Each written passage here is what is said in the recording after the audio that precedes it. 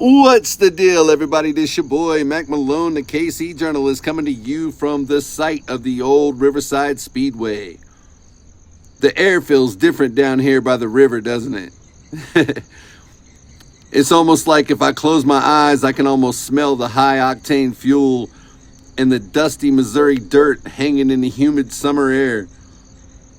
I'm standing right here on Northwest Platte Road in Riverside. Now, it's hard to believe that this quiet industrial patch was once the heart of Riverside. Now, the new Red X store and parking lot stands right where the track used to be.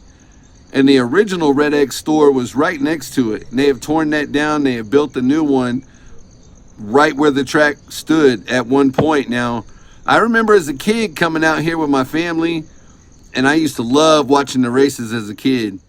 I mean, as a little boy standing out here, hearing the engines roar and everybody going crazy. From 1951 all the way to 1988, this was the place to be. I remember my uncles talking about piling into the car, packing the coolers, heading down to the racetrack. The Missouri River is so close you could feel the breeze off the water while the engines roared past you. When you look, you could see the river right there. Now, as a little guy, this was the ultimate rush, and at one point it had me so interested in racing cars. And what's crazy is a little ways down the road by the Briarcliff area from 1928 to 1937 was a major horse racing track. And that was frequented by Tom Pendergast, a lot of high-profile rich men, underground, underworld, whatever you want to call them. But it was very distinct from this spot in the Riverside Speedway. Now, lots of races, fights, gambling, wild and legendary times were had by all right here. It's really sad to stand out here and see all of it gone.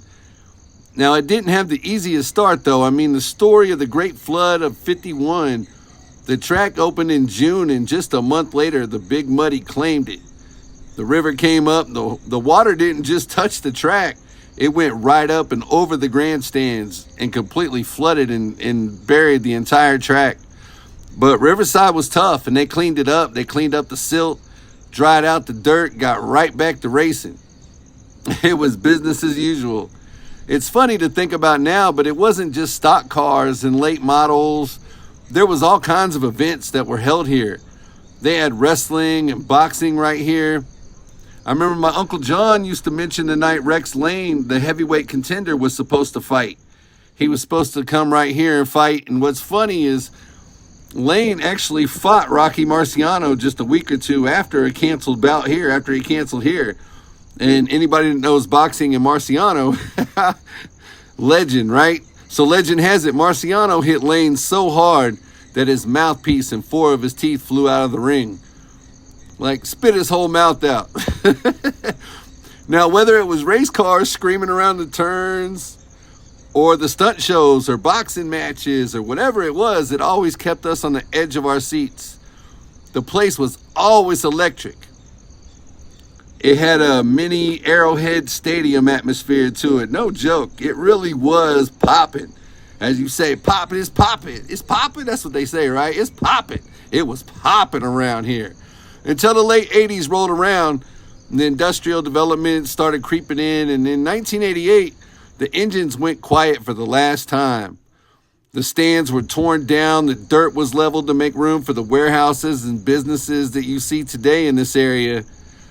It's all concrete and logistics. And it's sad. It's sad because we really need something like that, especially nowadays. That would be so cool. But when the wind kicks up just right, I can still hear the ghost of a checkered flag snapping in the wind. And the sound of my family cheering from the bleachers. Riverside wasn't just a town back then. It was a destination. I know a lot of my audience is older, and they probably remember this. And if you ever had an experience here, if you came here back in the 80s, the 70s, whenever it was, drop it in the comments and let me know. Tell me what's your favorite memory of those old Sunday night races. Because I remember as a kid, I loved them. Now, since then, they have leveled the old Red X store and built a new one here and all kinds of other buildings. But the thrill of the past and the electric energy of what once was still lingers.